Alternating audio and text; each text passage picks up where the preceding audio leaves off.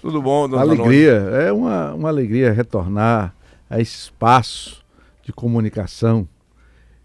Todo lugar, todo mundo se escuta, né? E é o momento de fazer uma retrospectiva, falar alguma coisa de importante e relevante para a nossa caminhada. Dona Zanoni, 2019 foi um ano de desafios para muitos, mas a Igreja Católica teve um ano muito profícuo, sobretudo aqui na Bahia, com a canonização de Irmã Dulce. O que é que muda na vida do brasileiro, do baiano, do cidadão, com uma santa na nossa terra, dona Zanoni? Pois é, de fato quando se fala em desafio de enfrentar, esse momento de crise profunda, que nem sempre é somente algo negativo, é uma oportunidade, é o momento de as alternativas possíveis se realizarem.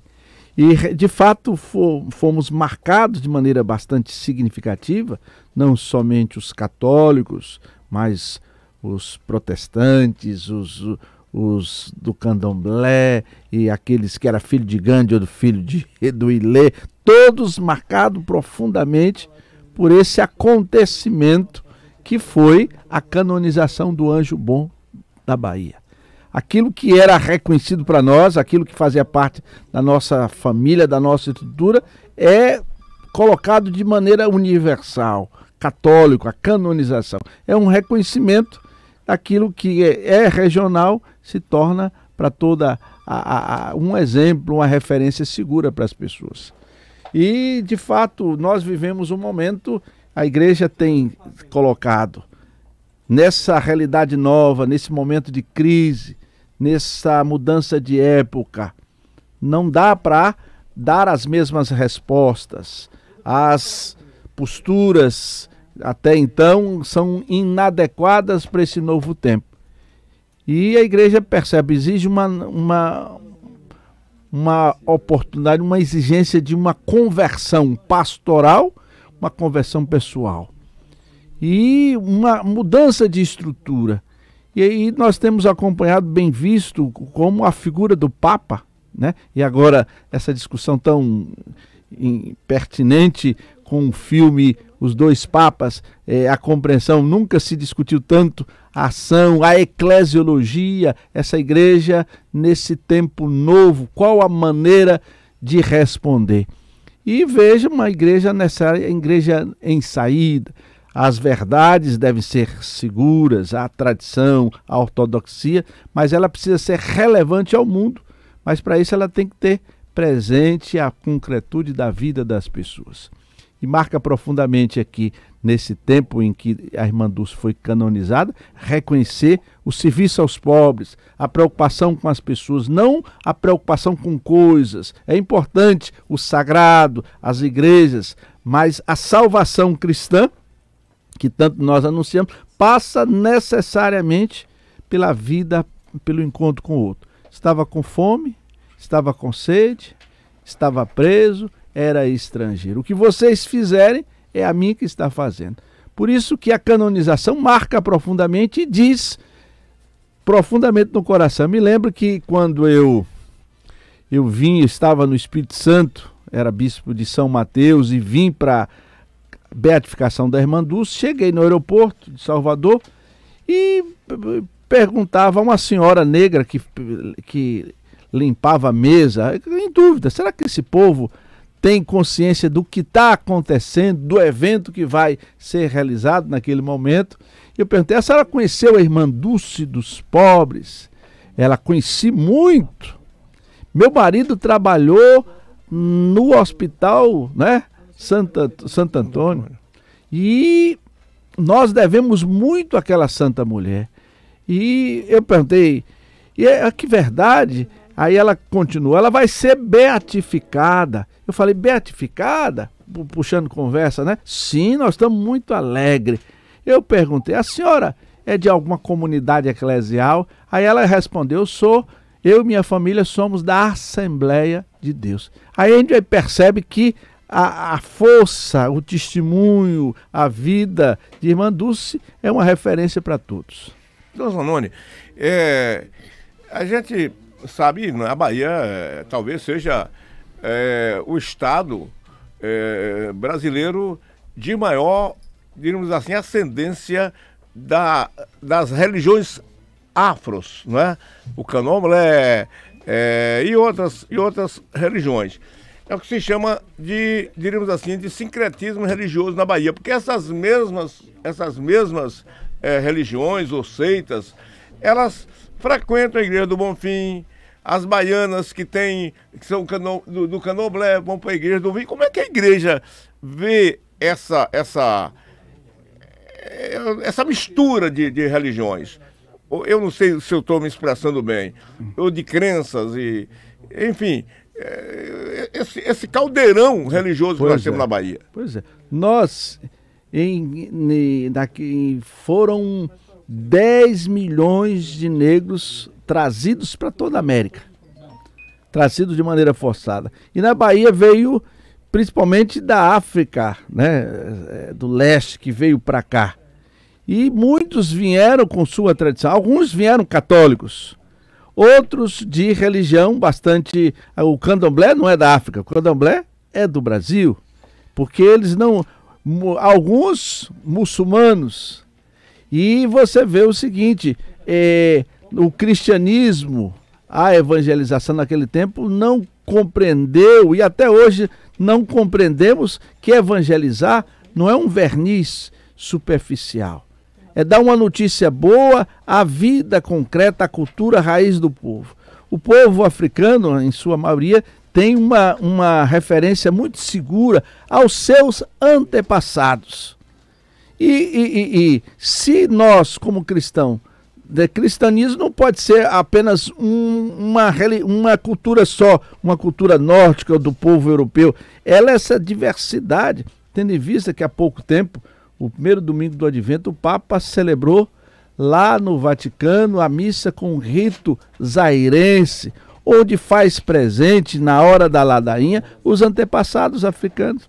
Eu estive no Haiti há pouco tempo, há uns 2 anos atrás, e aí em cada casa no interior tem um cemitério da família. Então a compreensão de vida é diferente do nosso. Nós não somos nós temos uma diversidade muito grande. Então, como não houve espaço no cristianismo, na fé cristã, para a cultura do povo, o candomblé marcou de maneira segura, tem presente a tradição. Mas a fé, a expressão do povo negro, devia estar em outras religiões, né? É outro jeito. E aí, como não houve espaço para celebrar a sua tradição, aquilo que é íntimo, eles se aliaram, e muita coisa, essa miscigenação, esse sincretismo, presente no cristianismo, sobretudo na Igreja Católica. Eu estou terminando de ler um livro, Francisco, o Papa Humilde, escrito por um jornalista lá que militou com o Vaticano esses anos todos, jornalista lá credenciado. Um livro interessante, né? Eu estou terminando de ler, talvez o último capítulo eu concluo, onde o Papa Francisco enfrenta grandes dificuldades de fazer reformas que ele entende que deva ser feita na igreja. Entre elas, ele entende, né, pelo menos nessa obra literária, de que a igreja deve avançar em muitas coisas que ela secularmente não conseguiu avançar. Por exemplo, os divorciados, os separados. O Papa Francisco acha que essas pessoas devem ser acolhidas, devem receber a confissão, devem se comungar. Tanto a Igreja Católica tem seus dogmas que, se ele não conseguiu vencer perante talvez a Cúria Romana, que é quem decide mais isso, mas uma coisa ficou bem colocada. Um indivíduo que pratica um crime hediondo, um indivíduo que até mata outra pessoa, ele pode ser perdoado e ele continua na igreja comungando e confessando. Entretanto, um divorciado que, às vezes, até por uma questão qualquer familiar, se separou, ele não pode se confessar. O livro fala, a obra fala isso, que o Papa está vivendo esse conflito, porque ele desejaria fazer essas mudanças. O senhor acha que isso vai avançar, Dom Zanoni? Olha, nós precisamos ter presente que a igreja, por muito tempo, e a igreja é milenar, né? Mais de 2000 anos, a igreja tem uma tradição forte, então todas as estruturas, instituições milenares, é seguro na sua tradição, nas suas doutrinas, nas suas regras. Então, para mexer é um desafio grande. Mas quando o Papa João XXIII percebeu que foi colocado ali de maneira provisória, com a morte de Pio XII, um grande Papa, que ninguém sabia como é que vai ter um sucessor à altura. E colocou alguém já de idade, assim, vai só para ser passageiro. E justamente o Papa falou, olha, essa igreja está com cheiro de mofo. Então parece mais um museu. A gente precisa abrir um pouquinho a janela para entrar um ar mais novo. E ao abrir essa janela, propõe um Concílio Vaticano II, foi um tufão. Então, a aproximação, a igreja que tinha distante a ciência, as outras igrejas, o diálogo com o mundo, essa igreja que abre, não como imposição, mas agora como diálogo. Então, essa experiência do Papa é retomar esse caminho que tem 60 anos, um diálogo ecumênico, um diálogo intra-religioso, uma aproximação com uma reforma litúrgica, a questão bíblica e o diálogo com o mundo. Então, o Papa não faz uma coisa nova, mas ele retoma esse caminho que foi, de certa forma, interrompido durante esses anos que antecederam a Papa. Mas é uma proposta. Eu, em 2007, ainda como representante dos padres no Brasil, eu participei da 5ª Conferência de Aparecida aqui, que foi um momento em que também participava o arcebispo de Buenos Aires. E essa conferência marca profundamente a igreja na América Latina e o Papa Francisco, antes cardeal. E quando nós olhamos todas essas propostas dele, vemos que esta igreja em mudança, mais próximas, essa igreja que não quer, o mundo não é o inimigo, mas o lugar do diálogo, da compreensão, de trabalhar juntos. Eu vejo que não uma questão de doutrina, mas sobretudo a pessoa humana, numa caminhada, e você vê aqui em Feira de Santana, né? Então nós temos aquela casa Monsenhor Gessé. São 300 pessoas todo dia que alimentam, que encontram apoio, comida, orientação médica, documentação. Você chega lá, você não vai perguntar, você é católico, você é casado, você fez isso. Então você acolhe primeiro a pessoa humana. E no decorrer, a chamada, o destino de cada pessoa humana é o mesmo destino da irmã Dulce. É o caminho, uns vão na frente, é a contemplação de Deus, é essa integração. Por isso, a preocupação com o mundo, a construção da paz, a contrapor esses preconceitos, essa realidade mesquinha, a violência, a guerra, a mentira. Por isso que o discurso, a mensagem do Papa enfoca bastante a construção do mundo de paz, que não cai pronto do céu, mas exige de nós atitude, postura e, sobretudo, política. Então, a política, tão demonizada por aqueles que querem controlar o mundo, o poder, é a ação mais eficaz de construir, acabar a guerra, de ter alimentação, de aproximação dos povos. E nós vivemos num momento assim de negação da política. Nunca houve um atraso tão grande no meio, nas redes sociais, naqueles que representam. Sempre uns querem ser representantes, mas que não são políticos. É uma mentira, a pós-verdade, né? Como isso está sendo manipulado. E a gente vê como os fake news marcaram profundamente esse ano de 2019, né? A situação do Reino Unido, né? Por causa das falsas notícias, inventaram se separar da Europa. Hoje, quando eles tomaram consciência disso, já não tem mais jeito. Vários países, quantos foram eleitos com a mentira, com a corrupção. Então nós estamos pensando, ou nós construímos um mundo de paz, envolvendo a riqueza dos povos, das nações, das várias igrejas, daqueles que não têm fé. Então é esse o grande caminho. Eu vejo, nós vivemos nessa crise e nós, como cristãos, temos uma oportunidade muito rica de contribuir para que o mundo tenha uma direção. E esse passa necessariamente pela solidariedade.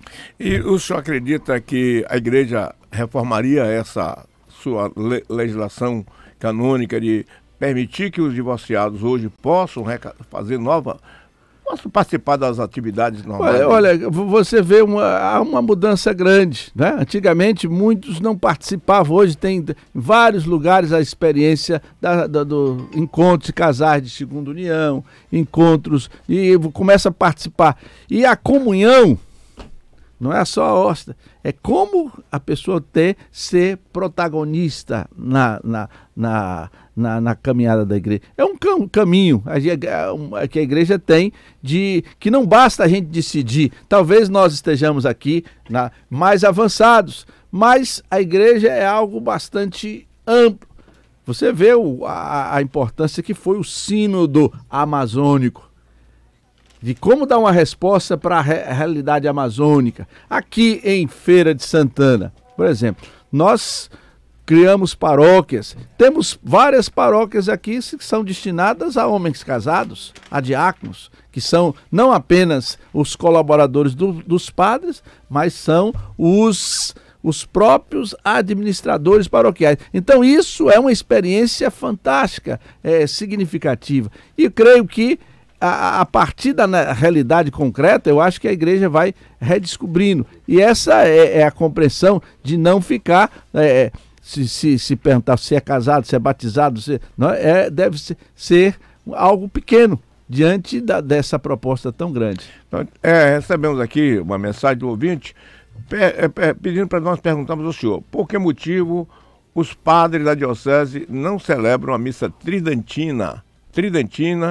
cedo, que tem fiéis e procuram bastante. E não sei se é a mesma pessoa, mas outra informação, a mesma pessoa, não é mesmo? Diz o seguinte, está dando parabéns ao senhor pelo bonito trabalho que o senhor faz, mas os fiéis dizem que estão um pouco insatisfeitos com as missas que estão, digamos assim, as homilias falando mais de política do que do próprio evangelho. Um ouvinte aqui, parabeniza o senhor, parabeniza a igreja, mas faz a sua crítica que as homilias estão sendo mais políticas do que evangélicas. Né? E diz o seguinte, por que não se rezar a missa tridentina cedo? Primeiro precisa, claro, a missa tridentina precisa alguém que reze, pelo menos professe o credo em latim.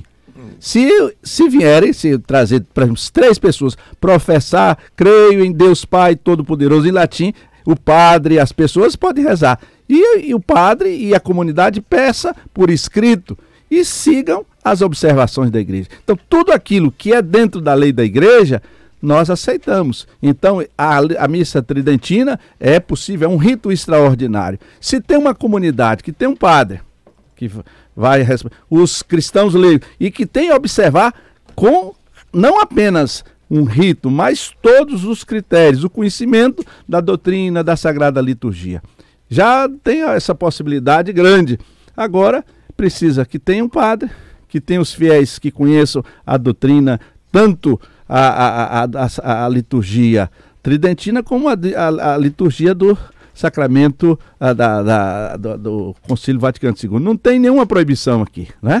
E a outra parte da pergunta do ouvinte é sobre as homilias, que ela está considerando que está se falando mais de política. Nós temos 400 e tantas, se é do bispo, eu tenho escrita, ela pode apontar alguma coisa. Não, o bispo pega sempre, eu tenho escrita, então se tem alguma coisa para a gente poder explicar, se é a política do bispo. Então falar, o mistério de Jesus, os profetas, sempre a celebração do Natal, né? O Natal, a grande notícia, eis que a Virgem conceberá, darás à luz um filho, será chamado Emanuel. E dizia Isaías, o profeta, né? Toda veste embebida de sangue, toda bota que pisa ruidosamente no chão, a canga que pesa dos feitores sobre as pessoas, será jogado a chamas, porque um menino nasceu para nós, um filho nos foi doado.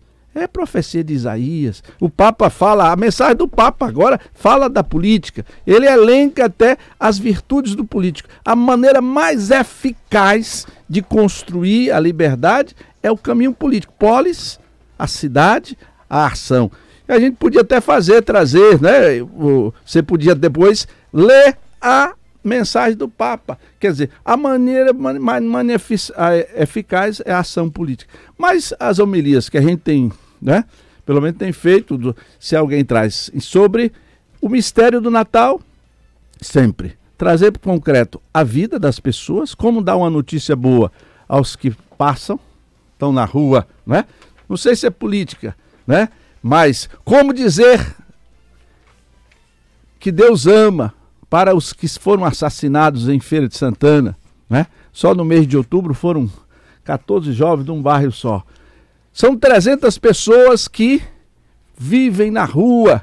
Então, o Evangelho, se não traz, se não toca, né? Diz que uma vez São Martinho, diz que fazendo a experiência, fazendo um retiro, e ele foi tentado pelo diabo, e o diabo não conseguia nenhuma vez tentá-lo, porque ele era um homem firme na fé. Mas aí, eis que o diabo aparece diante dele, né? Como Jesus.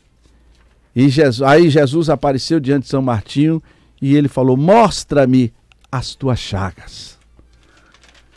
E como não era Jesus, era o diabo, desapareceu. Então, como falar de Jesus sem tocar as chagas das pessoas, dos sofrimentos, dos pobres, dos que foram assassinados? Quantos indígenas foram assassinados nesse nosso país, né? A irmã Dorothy. Então, isso não é política, isso é evangelho. Aí dizia Dom Helder Câmara, que vai ser canonizado também, né? Quando eu dou comida aos pobres, me chamam de santo. Mas quando me perguntam por que tem pobres, me chamam de comunista. Hoje chama até já a rádio Sociedade Comunista, os partidos de direita de comunista. Então, a questão, nós vivemos numa realidade onde demoniza a política. Mas a política tem que ser não como o foco principal, que é uma maneira. Nós precisamos de vereadores, nós precisamos de prefeitos, de presidente, né? Para que ação mais. Já pensou um presidente sério, honesto, responsável, que conduz a coisa como um bem comum? Isso é uma ação de Deus, né? Os ministérios, né? O governo das cidades, isso é uma ação de Deus. Mas a missão da igreja, eu não conheço, se tem alguma coisa, traga por escrito, ou a gravação, alguma coisa assim, que é uma política, né? Mas pregamos aqui esses dias todos, né? E sempre essa. O Evangelho, a vida concreta das pessoas e o anúncio da salvação. Dom Zanoni, foi um prazer muito grande falar com o senhor nesse último dia do ano. Desejar ao senhor muita saúde, muita vontade de fazer com que essa cidade seja cada dia mais cristã, cada dia mais comungando com os pensamentos de Cristo. E desejar ao senhor que comanda essa arquidiocese, né? Que é a maior arquidiocese da Bahia. Né? E olha, Dilton, tem uma coisa interessante aqui, né? Esse momento nós vivemos um momento importantíssimo para a arquidiocese de Feira e para a província eclesiástica. Nós tivemos a avaliação do Ministério de Educação e Cultura, o MEC, que veio avaliar a nossa faculdade, né? Embora seja uma faculdade pequena, né? Às vezes pouco conhecida, ela tirou uma nota bem maior do que a vez passada, né? Não tiramos 5, mas tiramos 4. E há o reconhecimento do esforço, da seriedade que a igreja tem investido na formação, não só dos padres, mas dos diáconos, dos cristãos leigos. E é isso aqui está. A Faculdade Católica de Feira de Santana está sendo uma referência não só para a nossa cidade, mas para toda a província eclesiástica. Pois aqui todos esses nossos seminaristas dessa região toda estão estudando. Então a gente percebe que contribuição nós podemos dar também na cultura, discutir a vida, a construção da sociedade. A fé cristã não pode se limitar ao religioso.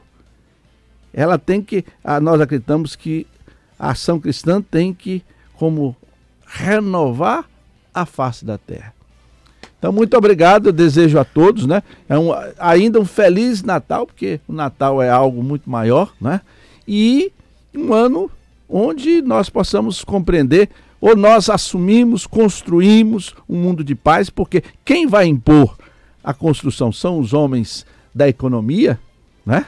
São os ditadores do mercado, ou nós propomos um mundo de paz, de justiça, que passa necessariamente pelo pequeno. Quando o pequeno não for olhado, não tem salvação para ninguém. Ok, doutor Zanoni, muito obrigado. E um feliz ano novo para o senhor e para todos os seus diocesanos. Um abraço também a todos e todas. Só para finalizar aqui, as irmãs Clarices pedem para avisar a todos que dia 31, hoje, a celebração no mosteiro será às 18h30 e amanhã, dia 1º, quarta-feira, será às 10 horas, ambas presididas por Dom Itamar. Pois é. Confirma, né? Exatamente. Ok. Dom Zanoni, feliz ano novo para o senhor. Um abraço, viu? Um forte abraço e disponha sempre. Estamos à disposição, viu? Bom dia, feira. Bom dia, feira.